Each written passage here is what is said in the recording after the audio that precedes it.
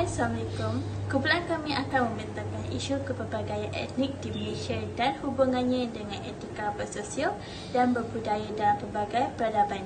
Sebelum membicarakan isu-isu tersebut, saya Nashra binti Uslan akan membentangkan sedikit pengenalan dan sejarah tentang etnik-etnik yang berada di Malaysia.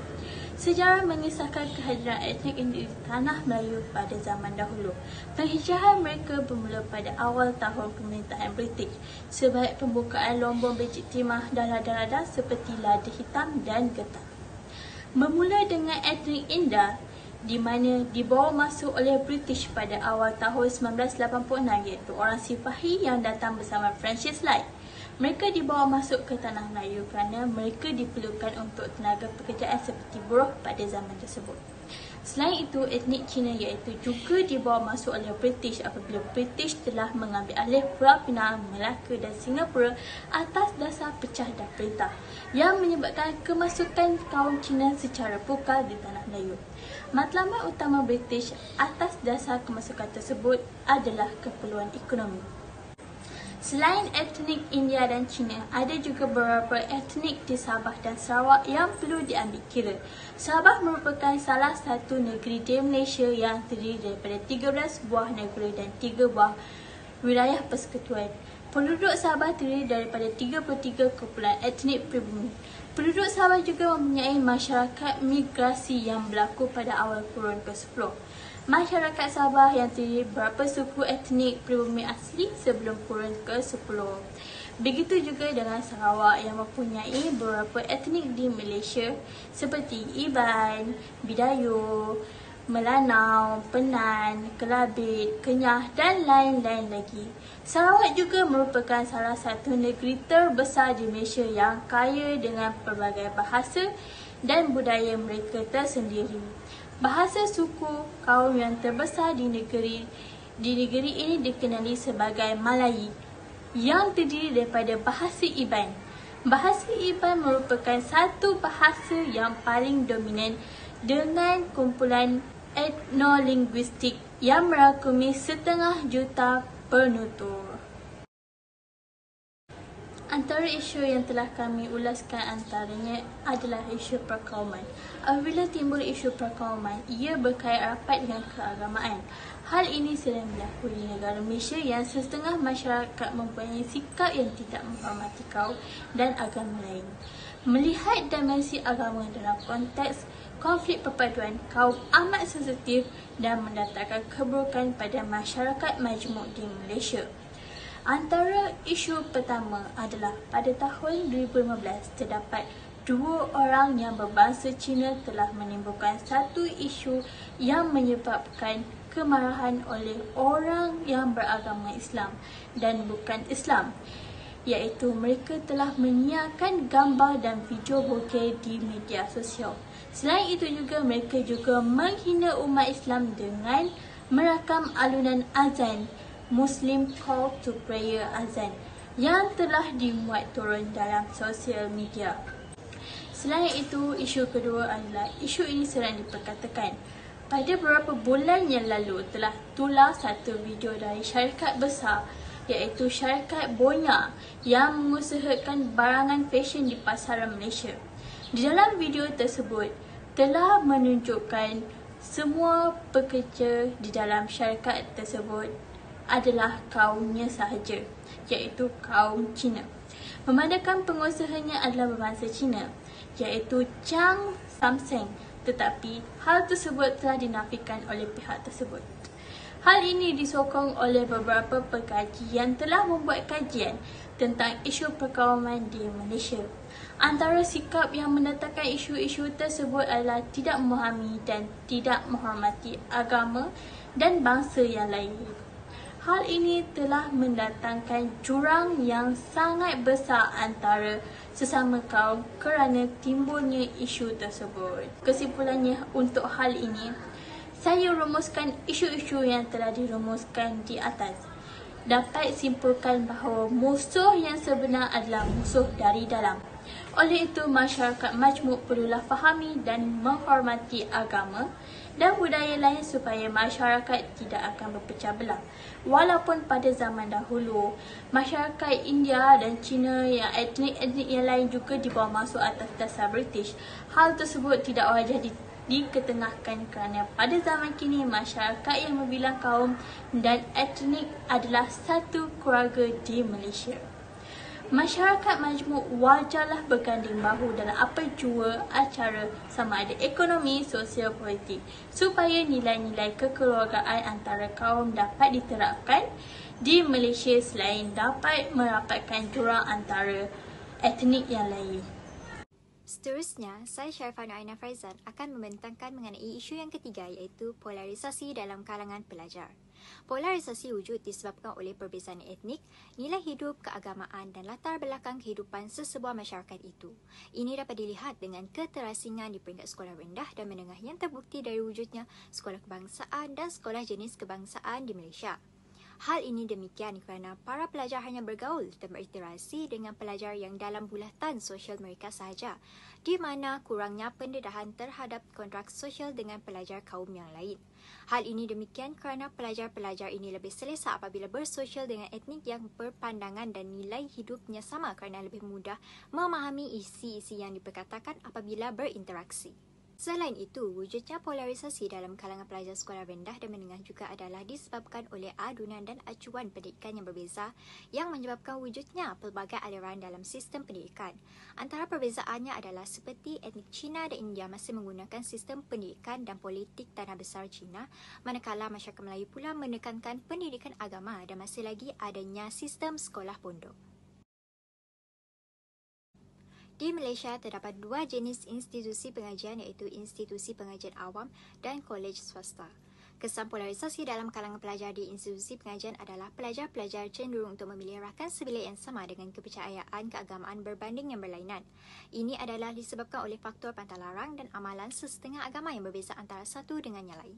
Selain daripada itu, melalui kajian menerusi pembacaan dan pemerhatian, para pelajar di universiti lebih selesa melakukan aktiviti seperti keluar makan, bersenam dan bersiar-siar dengan etnik yang sama.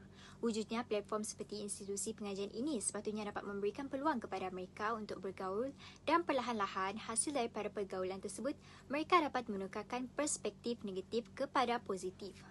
Dan yang terakhir sekali, isu yang sering kali diperkatakan di setiap tahun iaitu kewujudan Universiti Teknologi Mara atau dikenali sebagai UiTM yang merupakan rumah kepada pelajar Bumiputera sahaja. Kebanyakan etnik selain Bumiputera tidak berpuas hati terhadap objektif UiTM ini kerana kekurangan peluang untuk pelajar kaum lain memasuki universiti awam itu. Disebabkan perkara inilah, polarisasi dalam kalangan pelajar di UiTM sukar dibendung akibat tinggal di dalam kelompok yang sama dengan etniknya sahaja.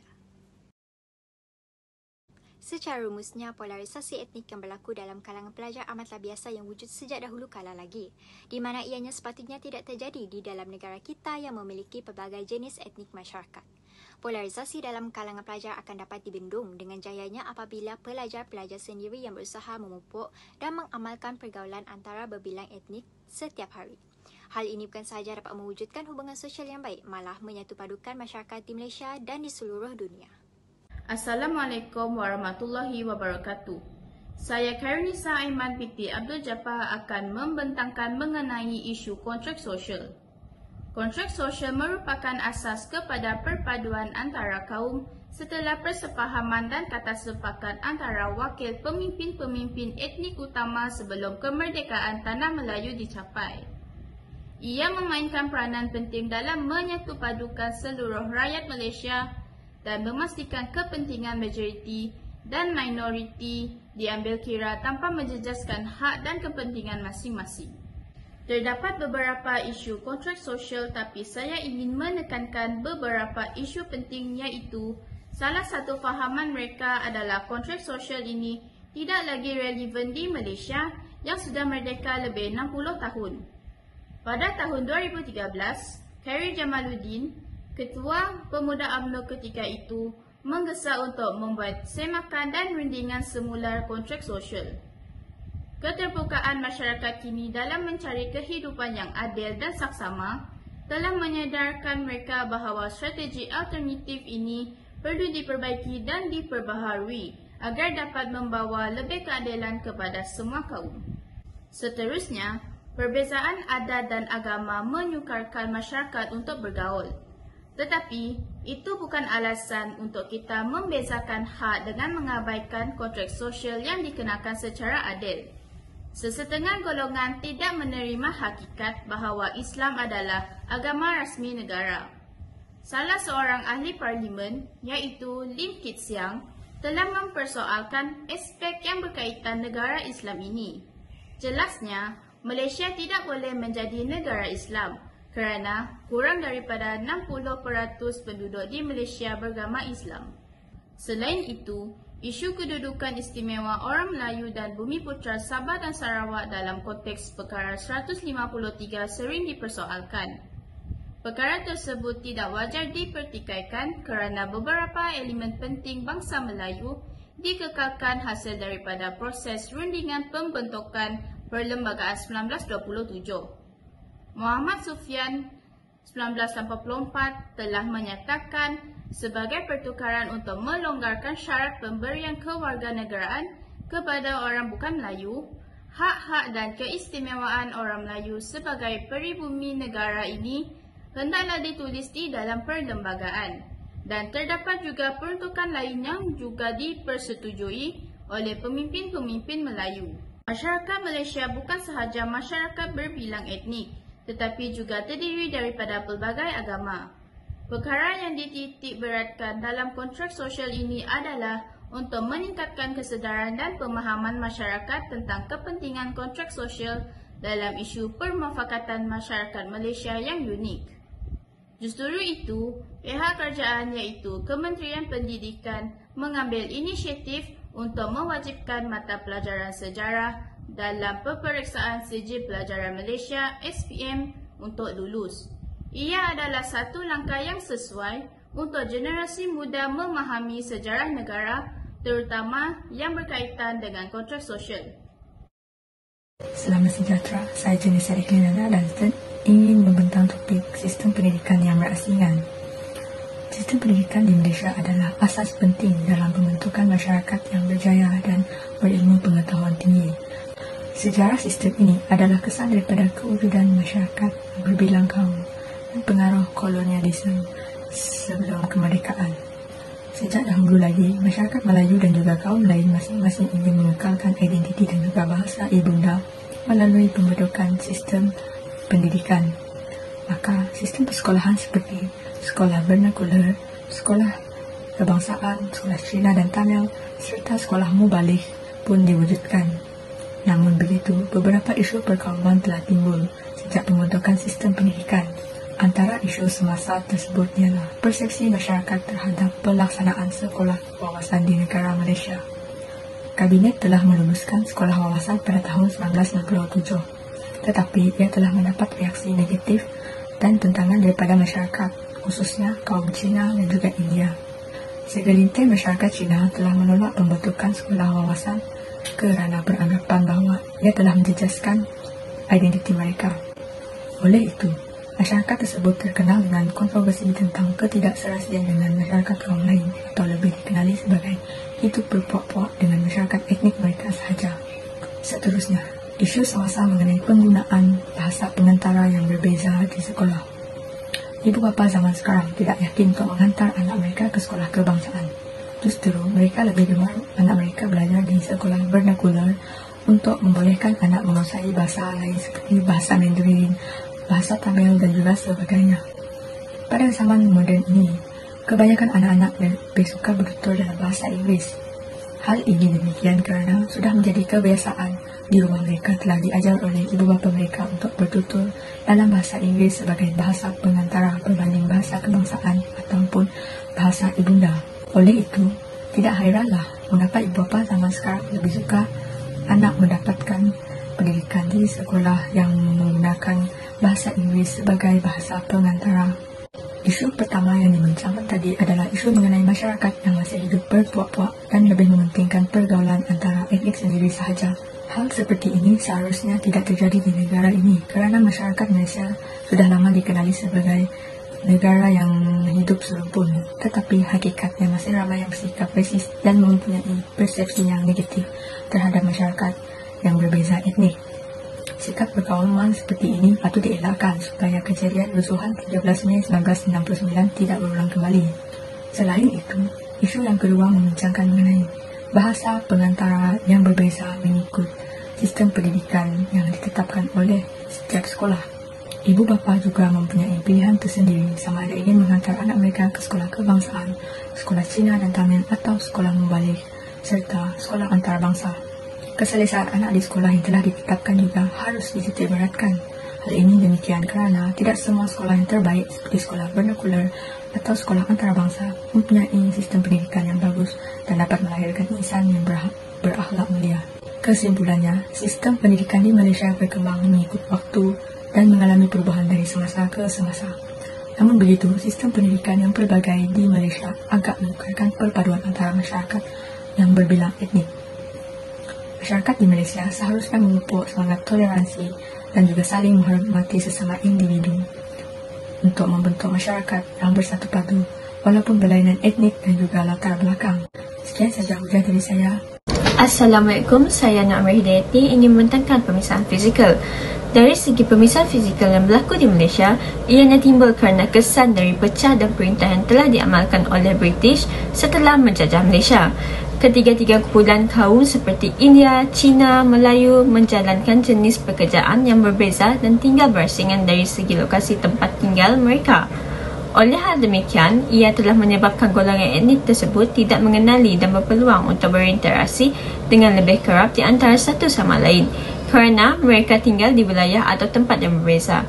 Keadaan ini berlaku disebabkan oleh pemisahan fizikal akibat keadaan geografi di dua buah negeri iaitu Sabah dan Sarawak yang telah terpisah oleh Laut Cina Selatan. Implikasi hubungan pelbagai etnik dari aspek sosial dapat diperlihatkan melalui perbezaan lokasi atau tempat yang berbeza yang boleh menyebabkan perkembangan yang kurang baik dalam pemupukan hubungan etnik di Malaysia. Seterusnya, ia juga hanya akan meningkatkan lagi perasaan kekitaan atau ethnocentrism yang bermaksud kepada perspektif atau pandangan yang dapat dilihat oleh kelompok etnik yang lain hanya melalui kacamata etnik itu sendiri. Hal ini demikian hanya akan menimbulkan stereotip, prasangka dan sekaligus dapat mengekalkan kejahilan di dalam kalangan ahli yang terdapat di sesuatu golongan etnik terhadap golongan etnik yang lain. Selain itu, sebahagian dari yang lain pula ianya bersifat liberal iaitu hanya mempedulikan kesamarataan semasa membicarakan hal-hal yang berkaitan dengan hak dan peruntukan yang istimewa dalam perlembagaan persekutuan. Pembahagian ini akan berterusan selagi tidak terbentuknya bangsa Malaysia yang sebenar, memandangkan kelompok-kelompok ini saling mempunyai aspirasi dan kepentingan berorientasi kaum dan agama masing-masing.